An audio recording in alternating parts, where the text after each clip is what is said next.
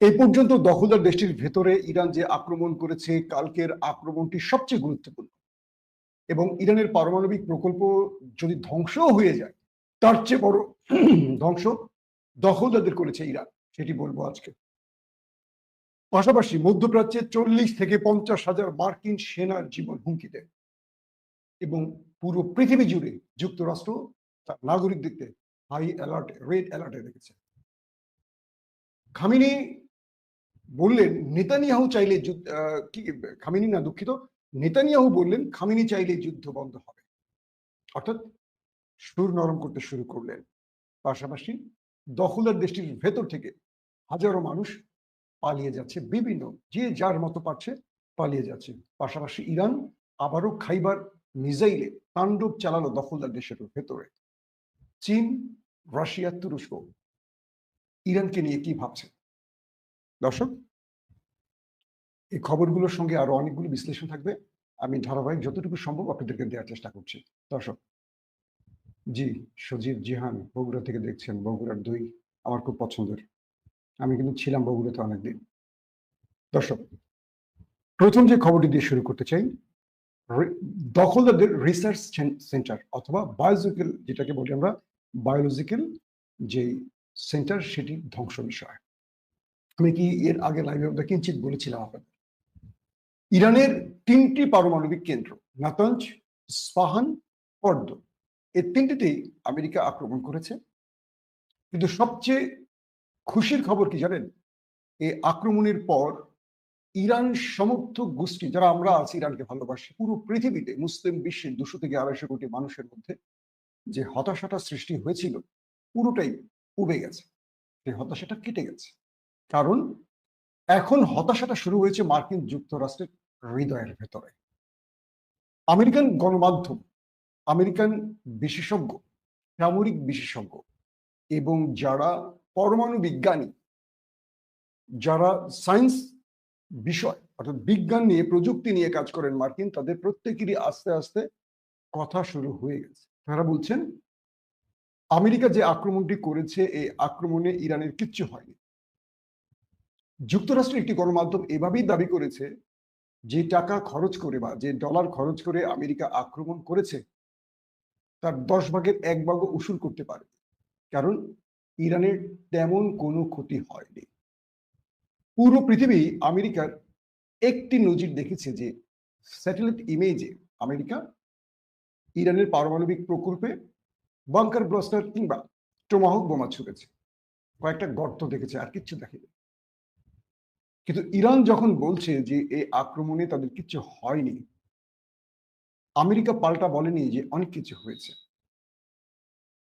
ইরানের একজন রাষ্ট্রীয় ব্যক্তি, নাম প্রকাশে অনিচ্ছুক, কিছু গণমাধ্যমকে দাবি করেছেন এই আক্রমণের আগে আমেরিকা ইরানকে বলেছিল যে আমরা আক্রমণ করতে যাচ্ছি, আর ইরান অগ্রিম তার নিউক্লিয়ার প্ল্যান্ট থেকে সকল গুরুত্বপূর্ণ রাসায়নিক পদার্থ হোক, তেজস্ক্রিয়তা হোক অর্থাৎ ইউরেনিয়াম হোক, গুরুত্বপূর্ণ ইকুইপমেন্ট হোক, পরমাণু বিজ্ঞানী হোক, যেটাই সরিয়ে ফেলেছে। এবং একটি স্যাটেলাইট ইমেজও প্রকাশিত হয়েছে যে ইরান সেখান থেকে তার ট্রাকে ভর্তি করে অনেক কিছু সরিয়ে নিচ্ছে। ইরানের নাম প্রকাশে অনিচ্ছুক সূত্রটি বলছে যে আমেরিকা আগে জানিয়েছে, তার মানে আমেরিকা ইসরায়েলের চাপে একটি মুখ রক্ষার আক্রমণ করতে পারে। আমি কিন্তু যেটা বলছি যে সংবাদের সবকিছু সঠিক হয় না। আমরা পৃথিবীতে যে বড় বড় গণমাধ্যম, বিবিসি, সিএনএন এর মতো গণমাধ্যম, তাদেরও 100 ভাগের মধ্যে দেখা যায় যে 50%, 40% আপনারা সত্য ধরতে পারবেন না, কারণ কারো বক্তব্যের উপর ডিপেন্ড করে কনফার্ম তথ্যটা ধরা যায় না। ধরেন এটা নাম প্রকাশে অনিচ্ছুক একজন ব্যক্তি বলেছে, হতেও পারে, না হতে পারে। আবার কখনো কখনো ইসরায়েলকে যে এত ধোলাই দিচ্ছে ইরান, ইসরায়েলকে স্বীকার করছে তার দেশের ভেতরের পরিস্থিতি হয়তো আমি আপনি যেটুকু জানি তার চেয়ে অনেক বেশি তারা ক্ষতিগ্রস্ত হয়েছে। কিন্তু ইন্টারেস্টিং ব্যাপার, আমরা কি সব জানি? আমরা জানি এটা মেরেছে, ওটা মেরেছে, কিন্তু এর চেয়ে ভয়াবহ অবস্থা দখলদার দেশটির ভেতর থেকে। আমাদের যারা বিদেশে, আমাদের যারা বন্ধুরা আছেন সাংবাদিকরা, তারা অনেকেই বলছে যে তারা অনেক খবর দিতে পারছে না, কিন্তু দখলদার দেশটির ভেতরের অবস্থা খুবই করুণ, পুরা গাজা বানায় ফেলছে এরা তাদেরকে। কিন্তু আমরা খবরপত্রে দেখি না, কারণ সেন্সর চলছে। তো বিষয়টা হলো ইরানকে আক্রমণ করে দখলদার কি বলে বিশ্বমরুলরা যে কাঙ্ক্ষিত অর্জনের কথা বলছেন এটি সম্পূর্ণ ফেক। এবং আস্তে আস্তে আমেরিকার বিভিন্ন সূত্র, গণমাধ্যম, সাংবাদিক, কলামিস্ট, তাদের প্রযুক্তিবিদ, সামরিকবিদ তারা কিন্তু বলতে শুরু করেছে। এবং ইসরায়েলের বক্তব্য ক্রমান্বয়ে পরিবর্তন হচ্ছে, কারণ ইসরায়েল বুঝে গেছে এই আক্রমণটি নেতানিয়াহুকে শান্ত করার জন্য ট্রাম্প করেছে। মূলত ট্রাম্প ইরানকে ভয় পেয়েছেন যে আমরা সত্যিকার অর্থে বড় কিছু করলে, মধ্যপ্রাচ্যের যুদ্ধ ছড়িয়ে পড়লে আমেরিকার কি লাভ, আমেরিকার কি লাভ। ইরানকে এই মুহূর্তে যুদ্ধে টেনে এনে আমেরিকার কোনো লাভ নেই, পুরোটা ক্ষতি। কারণ ইরান ভীমরুলের জাতি। আর ডোনাল্ড ট্রাম্প বুঝতে পারছেন তার অর্থনীতির অবস্থা কি, আর তাকে মধ্যপ্রাচ্যের কেউ সাপোর্ট দিবে না, বিশেষ করে আরবরা কেউ সাপোর্ট দিবে না এই যুদ্ধে, কারণ আরবদের ক্ষতি এই যুদ্ধে। তো মিস্টার ট্রাম্প একটা মুখ রক্ষার টার্গেট করেছেন এমনটি বলা হচ্ছে। আসেন 2 নম্বর বিষয়, বায়োলজিক্যাল বা রিসার্চ সেন্টারে আক্রমণ। কালকে ইরান খুব নিখুঁতভাবে তার শক্তিশালী ভয়ঙ্কর মিসাইল দিয়ে দখলদারদের বায়োলজিক্যাল রিসার্চ সেন্টারে আক্রমণ করছে। আসলে এটা কি, এইটা একটু জানতে হবে আপনাদের। নেতানিয়াহু বলেছে যে আমাদের কি বলে বায়োলজিক্যাল রিসার্চ সেন্টারে আক্রমণ, এটি মানে মানবিকতার বাইরে চলে গেছে। মূলত এই সেন্টারটি থেকে দখলদার দেশটি ভয়ঙ্কর ভয়ঙ্কর আবিষ্কার করে থাকে। ভয়ঙ্কর মিসাইল, ভয়ঙ্কর কীটনাশক, ভয়ঙ্কর বিষ, ভয়ঙ্কর স্প্রে। অর্থাৎ মোসাদ পুরো পৃথিবীতে যে গুপ্ত হত্যা চালায়, যে অস্ত্রগুলো ব্যবহার করে, স্বয়ংক্রিয় machine gun, robotic machine gun, ওই যে মহসিন ফখরে যাদের মতো পরমাণু বিজ্ঞানীদের হত্যা করতে অনেক রকম কি বলবো রোবোটিক মেশিন গান ব্যবহার করেছে। তার গাড়ির সাথে সেট করা অটোমেটিক তাকে টার্গেট করে গুলি করেছে, তার স্ত্রীকে গুলি করেনি, মেশিনটাকে মহসিন ফখরে যাদের বুকের মধ্যে, মাথার মধ্যে গুলি করেছে। এই যে মোসাদে পুরো পৃথিবীতে গুপ্ত হত্যার জন্য যে ভয়ঙ্কর মিশনগুলো, এটার প্রযুক্তি বা এটার যা প্রয়োজন বা পরিকল্পনা এখান থেকে হয়। ধরেন প্যালেস্টাইনি এক যুবক পালিয়ে গেছে তুরস্কে, পালিয়ে গেছে মিশরে, পালিয়ে গেছে মালয়েশিয়াতে। সেখানে সে কি করছে এবং তাকে হত্যা করতে কি কি পরিকল্পনা করতে হবে, কি কি প্রযুক্তি ব্যবহার করতে হবে, তার শরীরে কিভাবে বিষ প্রয়োগ করতে হবে, তার নাকের সামনে কোন স্প্রেটা দিলে সে 7 দিন পরে মরে যাবে, তাকে কি করে হার্ট অ্যাটাক করানো যাবে, তার মস্তিষ্কে কি করে ভয়ঙ্কর কোনো কিছু দিয়ে তাকে পাগল করা যায়, তার শরীরে ক্যান্সার তৈরি করা যাবে কিভাবে। এই যে ভয়ঙ্কর ব্যাপারগুলো এখান থেকে তৈরি করতো এই দখলদার দেশটি। প্লাস কোন টাইপের অস্ত্র মানুষকে গোপনে হত্যা করতে পারে, কোন টাইপের অস্ত্র দিয়ে মানুষের মানে এক গুলিতে শেষ করা যাবে। এই যে নানান রকম পুরো পৃথিবীতে তারা যে আমেরিকা বা ব্রিটেন বা বড় বড় উন্নত দেশকেও যে কাবু করে রেখেছে ইসরায়েল, তাদের একটা আতঙ্ক দিয়ে এই কাজগুলো এই রিসার্চ সেন্টারে করে থাকতো দখলদাররা। আমি এটা নিয়ে যতটুকু ঘেটেছি, আমি দেখলাম যে এমনও হয়েছে তারা ফিলিস্তিনের এক যুবক, সে অস্ত্রের উপর, অর্থাৎ সে হামাস বা আল কাসামের হয়ে কাজ করতেন। তো তিনি তার দেশের মধ্যে হুমকিতে ছিলেন তাকে মেরে ফেলবে, এই জন্য তিনি বাইরে গেছেন এবং সেখান থেকে প্রযুক্তির উপর পড়াশোনা করছিলেন। কি করে এটা দিয়ে এই যে হামাস দিয়ে এখন 105 বানাচ্ছি বা বিভিন্ন বিস্ফোরক বানাচ্ছে যেগুলো দিয়ে দখলদারদের প্রতিহত করছে, এই হামাসের কিছু মেধাবী যুবকরা এগুলো নিজেরা তৈরি করছে এই অস্ত্রগুলো।